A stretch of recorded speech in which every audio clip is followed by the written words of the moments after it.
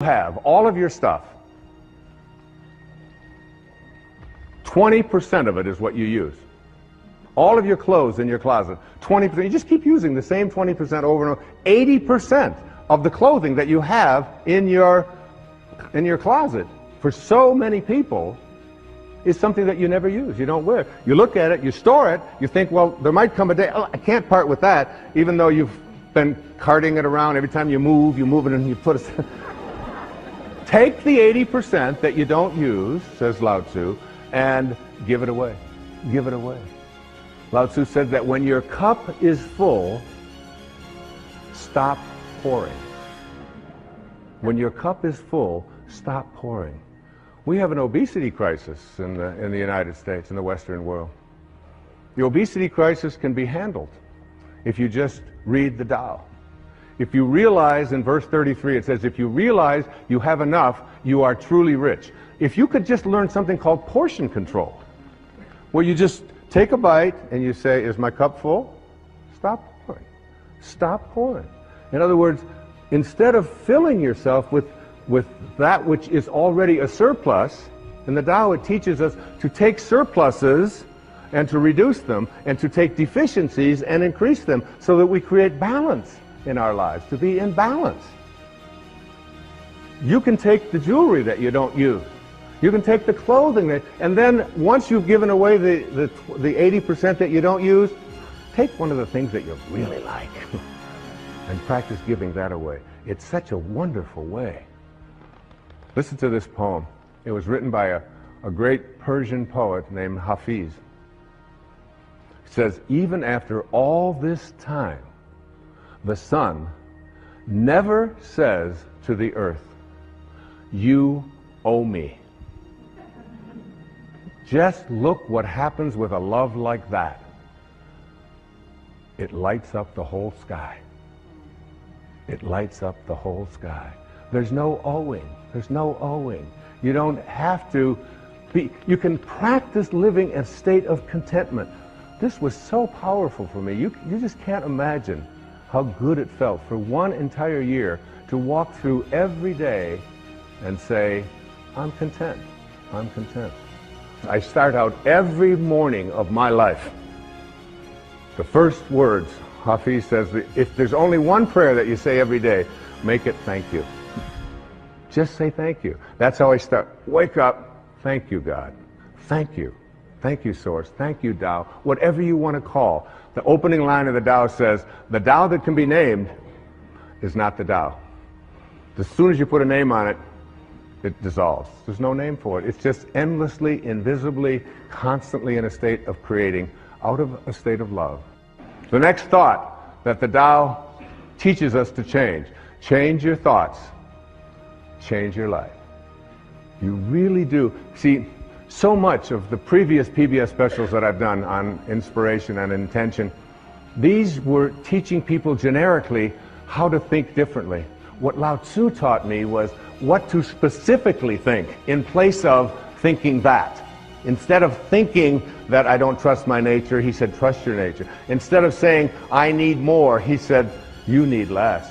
More is less. That comes right out of the Tao. Next thought. Move from thinking in a rigid way to thinking and being flexible, soft, and allowing. From rigidity to softness. What a wonderful transformation that is. I was standing looking at, with my son Sans, and we were on Maui, and we were looking at water. As water was going against some rocks and some cliffs and so on. And in these pictures, in this moment, I said to my son, I said, which do you think is stronger? The water or the cliff? The water or the rocks? Which one do you think is more powerful and stronger? And he said, well, he said the rocks, obviously they're stronger and they're bigger and all. I said, water is very, very patient, isn't it? How much chance do those rocks have if they want to survive? I mean, what chance do they have? That would, and Lao Tzu is speaking to us about understanding our nature by examining how nature works and then making it apply to our thoughts. So that a soft thought, a thought that isn't a rigid thought, a thought that doesn't say, you have to be this way or you have to be that way, a thought that is not stiff, a thought that water, there are so many references to water and what we can learn from water. You're 75% water. The planet is 75% water. We are water. The rest of us is just muscled water. It's all water. And water is soft. Water can enter anywhere. You get into a conflict with somebody else, and you picture yourself as water. You can enter with water in any place that there's an opening. If you can visualize yourself as a being who moves into the space of water, if you can see yourself that way, you can just enter into those places in the people that you love, in your children, in your spouse, in anyone at all, and enter there softly. Here's verse 8. The supreme good is water, which nourishes all things without trying to. And verse 78, right smack out of the Tao.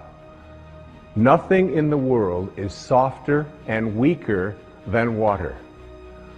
But for attacking the hard, the unyielding, nothing can surpass it. There is nothing like it. Here it is. I asked when they designed this set, this beautiful set, and thank you designers for this, I asked if I could have water on the stage. They did it. They figured it out. There's Now, I'm going to try to get some of this water, okay? So you get down here and you just, I'm going to just scoop this up. Okay, now tighter you hold it, the less chance you have of doing anything with it, isn't it? How can I experience water? The way to experience water is to just get soft. Just get unbending. And there it is. That's what water is. The minute I grasp it, the minute I try. And Lao Tzu is saying the same thing is true in everything in your life.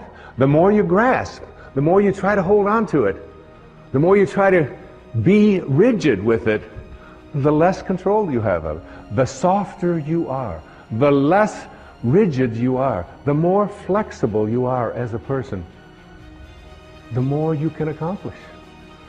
And this is a great way to practice in parenting as well. And this idea that a rigid thought, how many times have you heard this idea that if I tell you something, I'm going to stay consistent with it. We have a set of rules, these are the rules, and we'll do it this way. In the Tao it says the more rules you make, the more rule breakers you create.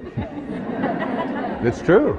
The more rules you have in your house about how everything has to go. We had in our house, my wife would have a big jar of M&Ms.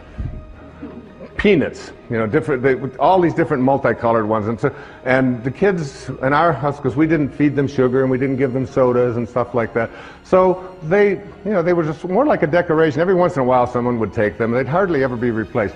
Now, when we had kids come over to our house who weren't ever allowed to have such horrible things, you should have seen their behavior. You know, they would scoop them up, they'd be putting them in their pockets, and they'd get their purses, and they'd open it up, and, you know, the whole thing would be empty. I said, what are you doing? He said, well, you mean you could just have these whenever you want them? I said, well, we don't really have any rules about that. It's just, it's not something that we encourage or discourage. It's just there. It's like Emerson had a wonderful line. He said, a foolish consistency is the hobgoblin of little minds. A foolish consistency, a rigid consistency. So that there are many people who will say, if I say it on Monday, you can be absolutely certain that on Wednesday, I'm going to believe the same thing, regardless of what might happen on Tuesday. Now, Tuesday might have something real that you might want to be changing your mind. You might want to say, you know, I thought that this time, but now I've seen this, and now we can shift. And you can see how this can become and so much about the Tao is on leadership. Leadership in the family, leadership in the community, leadership geopolitically.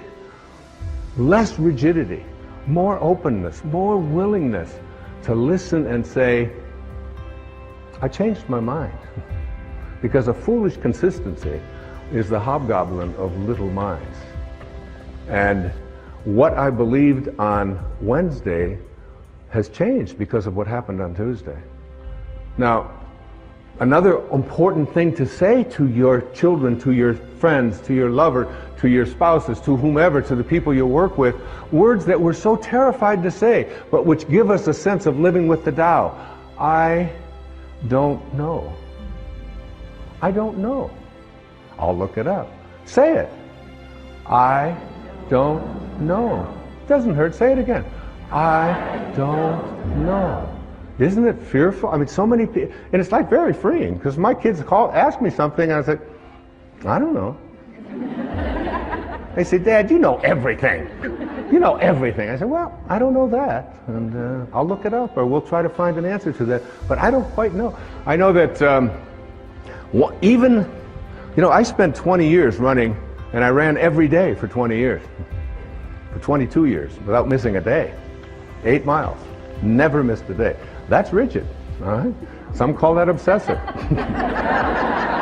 But you brush your teeth every day, I used to say, and you don't call that obsessive. And you go to the bathroom every day, and you don't say, well, he's obsessively doing that again today. You don't do that.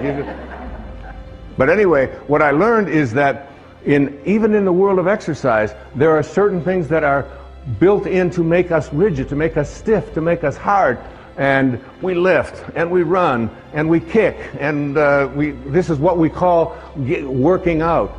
There's another kind of working out that is ancient. It goes back to the time of Lao Tzu and before, which is called yoga. And yoga means union. It means union with your source.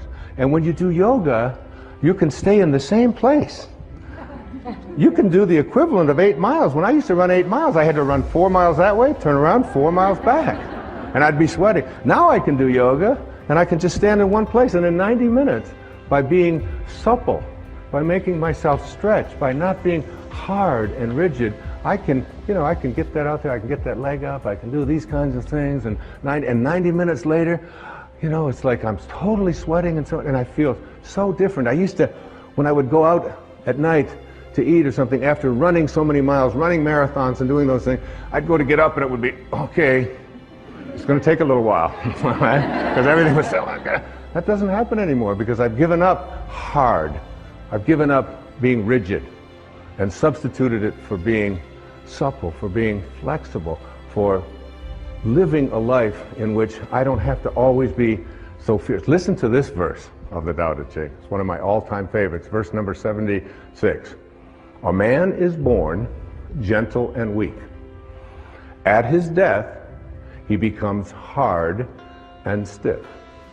All things, including the grass and the trees, are soft and pliable in life, dry and brittle in death. Stiffness is thus a companion in death. Flexibility is a companion in life. And it's not just for how you exercise, it's how you think, how you think.